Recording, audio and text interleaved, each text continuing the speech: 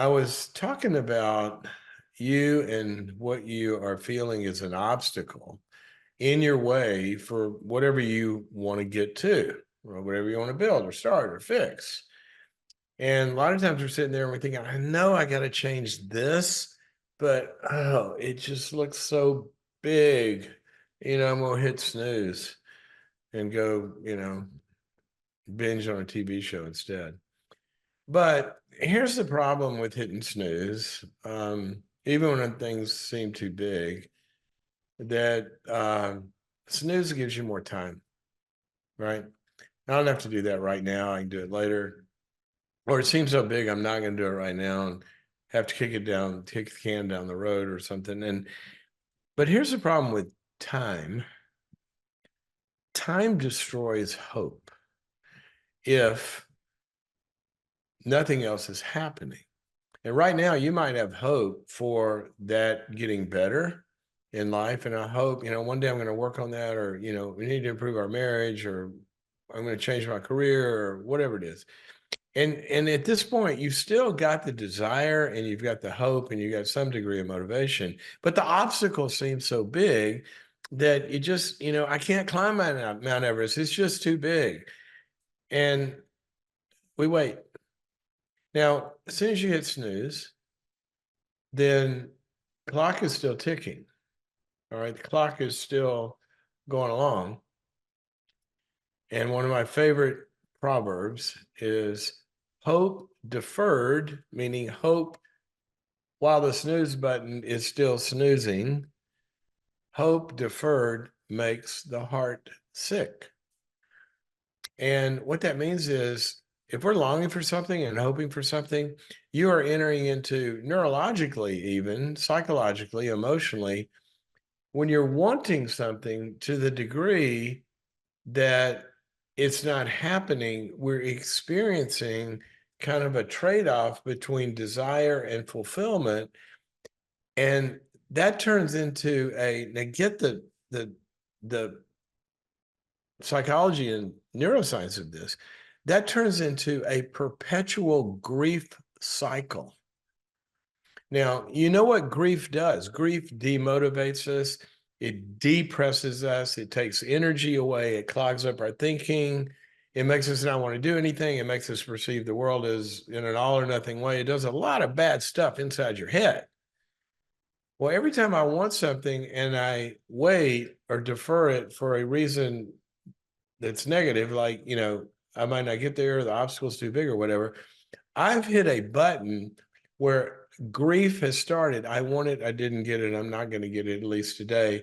Now I'm silently, like a cancer, before anybody has a symptom, a cancer is eating away at that desire. And it's turning into a sick heart, A, but B, whatever reason you have that you want to change that, that reason still exists. So the marriage is still hurting. The relationship with the kids is not where it ought to be. Your friendship that's gone awry, very close. Your extended family, that problem with your job, that wanting to pursue a dream or get a degree or get out of debt or whatever it is. Not only is the hope deferred, the problem's still there. So you learn to chew on the other side of your mouth, right? If you ever had a bad tooth, that it's not bad enough to do anything about it today, but I'm going to go. But gradually you can compensate for that. You can chew on the other side of your mouth, but who wants to live life from one side of your mouth? Well, we all do if the obstacle is too big. If we perceive it as too big. It's in the way. You ever been driving down a road and a boulder appears? Can't get around it. Mudslides. That's from being in LA for too long, right? But the obstacle's too big. What do you do then? Well, a lot. There's nothing probably worthwhile that has value that anybody did ever that did not mean overcoming a lot of obstacles. Success is in part the degree to which we can confront difficult things and resolve them. So obstacles are part of it. The problem is that we look at them like they're too big for us. I can't do anything about that. And that sends you into this, what we call learned helplessness, where everything gets depressing. But I want to talk a little bit about obstacles. There's so much we can say about this. I've even got on boundaries.me, a lot of courses on there on, reaching goals and a bunch, but 2-hour webinar. But a little bit about the obstacles. I just want to talk about 3 little things. Okay. Now, before you get into it, you've got to normalize something. This has got to be as normal as you wake up one day and it's raining. That's an obstacle to get to your car without getting wet. All right. But you're used to that. And you have the ability to do it. You're used to it, but so you don't see it as a game stopper. Is that a word? Something stopper, show stopper, game over, whatever. You just normalize it. Yeah, we deal with rain. That's where we live. Or you deal with snow. That's where we live. Or in Southern California, we deal with sunshine. It's a problem, right? But you're used to it. The kind of obstacle I'm talking about, you're not used to it. And so it's not normalized. And so when it's not normalized, it's an unknown. And the unknown taps into a lot of stuff inside of you. I don't know how to do this. It's bigger than anything I've ever done. Where would I start? Can I make it through it? Do I have enough money, time, resources, all that stuff? And it just piles up and you go watch Netflix instead. So I want you to normalize one thing right now. Nothing that has great value comes without leaning into obstacles. People make a lot of money off people that don't believe that because they put out ads, 1-800, have a healthy life by taking this pill. You'll lose 50 pounds before the week is over. Or get rich by going to this one seminar. You too can blah, blah, blah. No. The ones getting rich are the ones that selling people to believe that stuff. You got to normalize something. If something has value, it's going to mean confronting some obstacles. All right. Now, once it's normal in your head that it's raining outside, if the obstacles are normal to you, now we go into phase 2, which is, okay, they're normal. So what am I going to do about this? Well, let's just take 3 little things. 3 little things. Number 1 is that an obstacle seems, until we get into it subjectively, it seems bigger than it is in reality. Now, what I mean by that is your perception of what an obstacle is. People really should turn off their phones before they do stuff like this. Sorry about that. I ought to know better. I've been doing this a long time. Your perception is going to be this obstacle. That's a subjective experience. You don't know objectively yet what it is. But how big an obstacle seems is not an absolute reality. Let me say that again. How big an obstacle, I should say, is or seems is not an absolute objective reality. I talked to one person who wants to start a business, and I say, yeah, but I don't have the money for that. You got to have money to make money. And it seems like an obstacle. They just don't have, they'd never be able to buy a house, or they'd never be able to do this. That obstacle is just too big, so it shuts them down. 5 minutes later, I'm talking to somebody that's going to launch a new company. And they don't have any money at all, but they've done it, or better yet, they've done it so many times that they know money is not an obstacle, and they're not going to use their money. They know it's not an obstacle. It's a problem to be solved. You find investors, you find OPM, other people's money. See, their experience is that they know that what seems impossible to some people is a daily occurrence to others. So just because you think something is big doesn't mean that it is. Your perception of an obstacle is, as I said on the one thing this morning, it's very much like psychological experience of pain and physical experience of pain. Everybody does not feel the same physical stimulus in the same way. Your pain thresholds are built in your developmental years, by and large, psychologically as well as physically. Some people physiologically, maybe a little higher threshold. A lot of people psychologically, higher threshold or lower threshold. And the way they actually, it's not like they're having the same amount of pain and dealing with it differently. They are experiencing different amounts of pain from the same stimulus.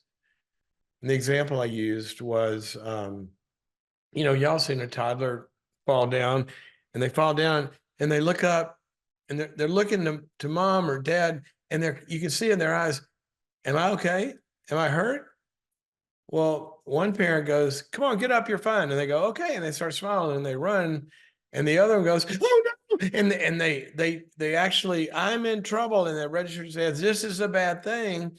And then now walking becomes a big obstacle or something that really hurts. And all of this stuff can be, in part, extremely subjective, what seems like an obstacle to you. So the first thing I want you to do is say, I don't care how big this seems, I'm going to find out objectively what this obstacle is really made of. And the only way I'm going to find out objectively is we start to dynamite the mountain that we got to build a tunnel through, one stick at a time, one rock at a time. How do you eat an elephant? One bite at a time. Now, I don't know if anybody ever ate an elephant, but if they were going to eat it, that would be the way it would happen, unless you're King Kong or, I don't know, some big monster gobbling it all up. Not an obstacle for them, right? It's an appetizer. But for you, it feels like an obstacle. So the second thing is there's no such thing as this big thing that wasn't accomplished one little bite at a time. I have a PhD. When I was looking at that's like after 4 years of college, 4 years of graduate school, plus another year internship, plus another 2 years on top of that of clinical hours, like a residency. Oh my gosh, that seems so. Well, I signed up. Well, the first semester you take, 15 hours, you get credits, and it's one course at a time. It's one problem at a time. Developing a book of business is one sales call at a time, one phone call at a time, one whatever. Everything is, restoring your marriage seems impossible. It's one marriage counseling appointment at a time and one assignment that week that two of you got to go do on time. It's one little things. These big obstacles they're not boulders, they're rock piles. And so you've got to begin to look at it in, I can take the first piece and do that. Okay. Now, back to eating the elephant. Let's get to the third thing. I might not be equipped to eat it, right? I might have a cavity on this I can't chew. I have an inability to meet this obstacle. So what I need to do? I need to up my capacity and skills. Some of you want to have a new career. You're not ready to be a doctor or a lawyer or an accountant or a CPA or a fireman or a tradesperson or whatever today, but you've got to develop the skills and go learn some things in order to do that. Now, the good thing about that is the learning process is not just deferred, it's invigorating in and of itself. The journey is, the destination. It's going to be fun doing that. But there may be some skills you have to develop first. When I was, way back when, I was developing all this content and teaching it and doing stuff. People are always going, is this written down anywhere? Why don't you write a book on this? And I go, literally, I can't write a book. I writing a dissertation, which is way easier than writing a book. That's just too big. I can't do it. And there's a particular organization that wanted me to write my first book. And so they were hammering me to write a book. It just seemed too big. I don't know how, first of all, and it's monstrous, and I'm too scatterbrained to ever pull that off. And what happened was, they said, "Well, we will hire a consultant to come alongside you and teach you and guide you and coach you through the process of writing a book." And they did. And he gave me a system, and we worked the system. I got the first book written.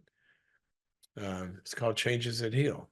It's the book that boundaries came from and everything. I still use that system today.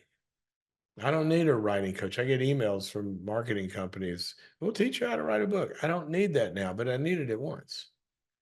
So let's go to calls, but I want to just summarize it there.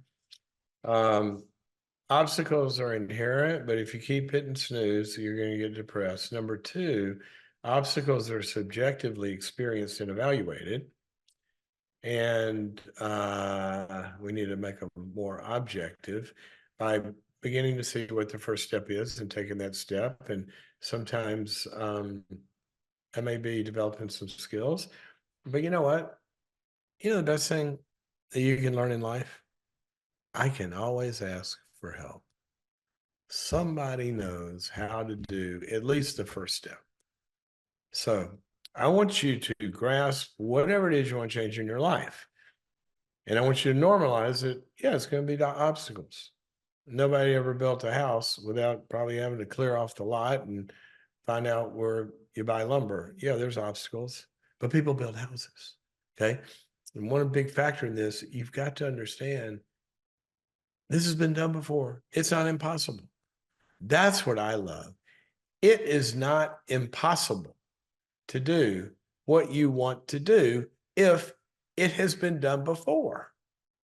Have people restored marriages? Yes. Have people gotten out of debt? Yes. Have people started businesses when they didn't have money? Yes. Yes, yes, yes, yes, yes. Have people gotten over depressions? Yes. Yes, yes, yes, yes, yes. So if it's been done before, it's possible. And then develop a few skills. Stop deferring that hope.